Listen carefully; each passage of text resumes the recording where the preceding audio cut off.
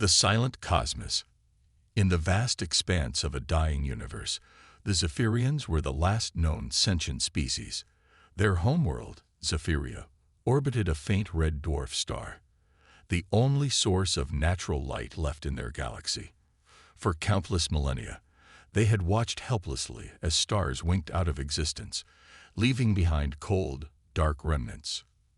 Dr. Lyra, the chief astronomer of the Zephyrian Science Academy, spent her days studying the few remaining celestial bodies.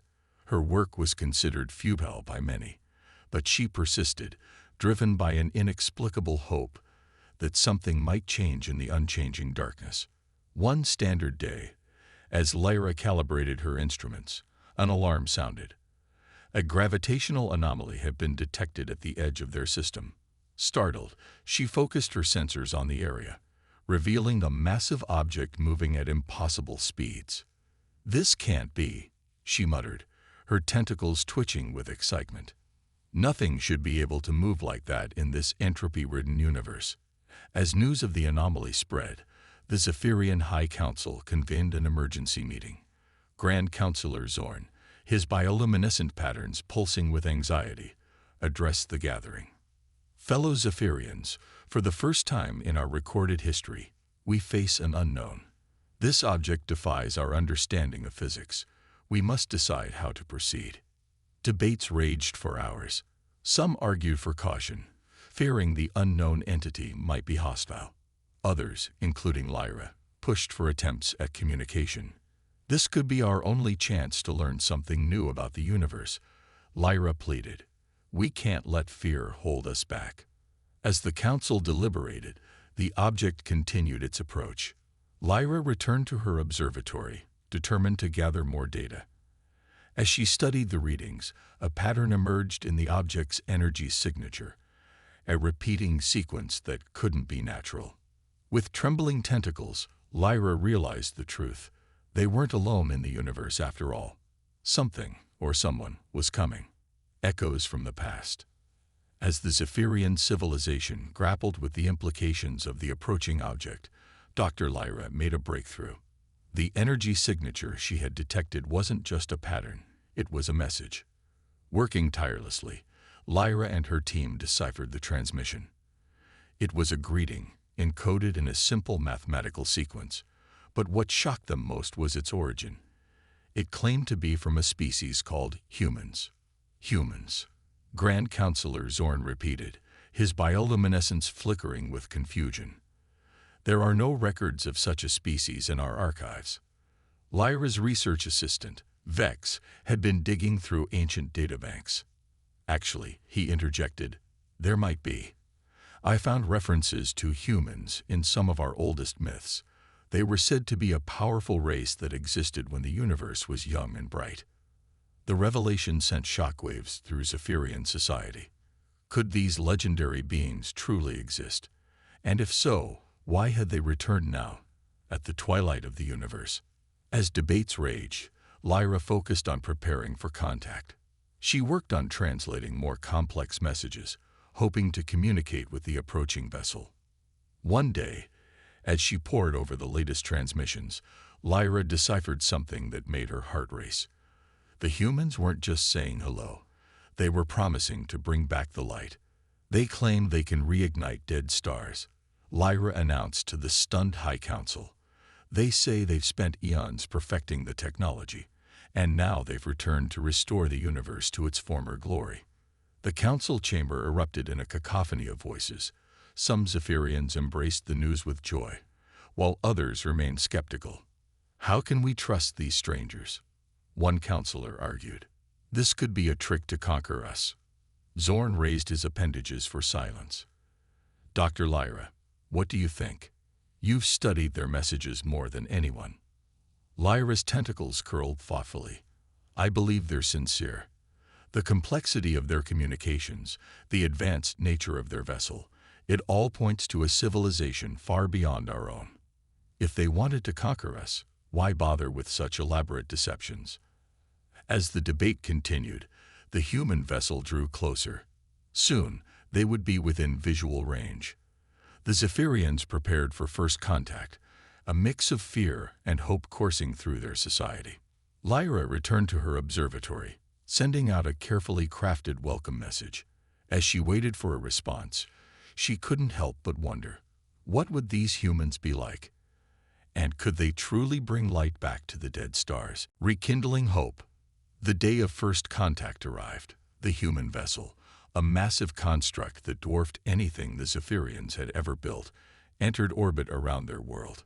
Its surface gleamed with an inner light that seemed to defy the darkness of space. A delegation of humans arrived on the surface, led by Captain Ariajong. The Zephyrians were awestruck by the Bictal beings, so different from themselves, yet possessing an undeniable intelligence in their eyes. "Greetings, people of Zephyria," Aria said, her words translated by an advanced device.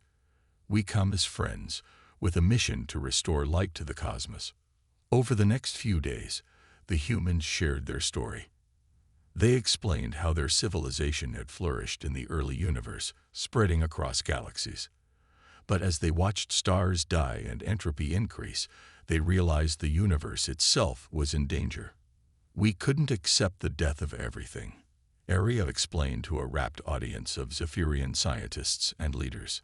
"So we embarked on our greatest project yet, learning how to reverse stellar decay and reignite dead stars." The humans had spent billions of years perfecting their technology, placing themselves in stasis for long periods as they traveled between galaxies. Now, they had returned to the cosmos, ready to bring light back to the darkness. Lyra was fascinated by the humans' technology. They showed her holographic models of their star rekindling process, explaining how they could harness the energy of black holes to jumpstart fusion in dead stellar cores. "It's not just about bringing back light," Aria told her. "It's about giving the universe a second chance at life. New planets can form around these reborn stars. New civilizations can arise. We're not just saving the past, we're creating a future." The Zephyrians were split in their reactions. Many, like Lyra, were excited by the possibilities. Others, including some members of the High Council, remained wary of the changes this would bring. Grand Counselor Zorn ultimately made the decision. "We cannot turn away from this opportunity," he declared. "The Zephyrian people will assist the humans in their mission. Together, we will bring light back to our galaxy." As preparations began, Lyra found herself working closely with the human scientists. She was amazed by their knowledge, their creativity, and their unwavering optimism in the face of such a monumental task. One evening, as they watched the faint light of Zephyria's star, Aria turned to Lyra. "Are you ready to see your galaxy shine again?" she asked. Lyra's bioluminescence pulsed with excitement. "More than ready," she replied. "Let's rewrite the fate of the universe." Challenges of creation. The joint human-Zephyrian mission to reignite the stars began with their home galaxy. The humans' massive ship, which they called the Prometheus, contained technology beyond the Zephyrians' wildest dreams. It could harness the energy of black holes, manipulate matter at the subatomic level, and create stable wormholes for faster-than-light travel. However, the task proved more challenging than anyone had anticipated. The first attempt to reignite a nearby white dwarf star ended in failure, with the stellar core collapsing instead of reigniting. "We didn't account for the extreme density of matter in this era of the universe," explained Dr. Elias Chen, the lead human astrophysicist. "We'll need to recalibrate our approach." Lyra and her team worked tirelessly alongside the humans, providing crucial data about the current state of their galaxy. Their unique perspective as natives of this late universe proved invaluable. As they worked, Lyra found herself growing close to Aria. The human captain's determination and compassion impressed her, and they often found themselves discussing the philosophical implications of their work during rare moments of downtime. "Do we have the right to change the natural course of the universe?" Lyra asked one day. Aria considered the question carefully. "I believe we do," she finally answered. "Intelligence and consciousness are part of the universe too. By acting to preserve life and create new possibilities, we're fulfilling our role in the cosmic story." Their conversations were cut short as a new crisis emerged. The energy emissions from their experiments had attracted the attention of another ancient species, one that believed the death of the universe was natural and necessary. This species, calling themselves the Voidborn, launched an attack on the Prometheus and Zephyria. Their technology, while not as advanced as the humans, was formidable, and they were driven by zealous determination. "We cannot allow you to disrupt the grand cycle," the Voidborn leader transmitted. "The universe must be allowed to die so that a new one may be born." The humans and Zephyrians found themselves fighting a war even as they raced to perfect their star-reigniting technology. Lyra, once a simple astronomer, now found herself helping coordinate defense strategies. In the midst of this conflict, a breakthrough came. By combining Zephyrian insights about the current universe with human technology, they managed to successfully reignite a star. The sight of new light blazing in the darkness for the first time in eons brought tears to everyone's eyes. But their joy was short-lived. The Voidborn, seeing their success, launched an all-out assault. The fate of the universe would be decided in the battle to come. A new dawn. The battle against the Voidborn raged across the galaxy. The humans' advanced technology clashed with the Voidborn's nihilistic determination, while the Zephyrians provided crucial support and local knowledge. During the conflict, Lyra made a startling discovery. The Voidborn weren't truly a different species. They were humans who had embraced a different philosophy over the eons. This revelation shook both sides, leading to intense debates even as the fighting continued. In a pivotal moment, Lyra found herself face-to-face with the Voidborn leader during a chaotic boarding action. Instead of fighting, she chose to talk. "Why are you so afraid of a new beginning?" she asked. The leader, taken aback by her question, hesitated. "The cycle must be maintained," he said, but his voice lacked conviction. Lyra pressed on. "But what if the cycle isn't ending, but evolving? What if our actions are part of a greater cosmic plan?"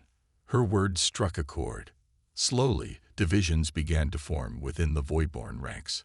Some began to question their mission, wondering if fighting against the rebirth of stars was truly the right path. As the battle reached its climax, Aria made a bold decision. She broadcast a message to all sides, proposing a solution. They would reignite the stars, but leave portions of the universe untouched, preserving the natural cycle in those areas. This compromise, born from the combination of human ingenuity, Zephyrian wisdom, and even the Voidborn's perspective, finally brought an end to the conflict. With peace established, the work of reviving the universe began in earnest. Galaxy by galaxy, stars blazed to life.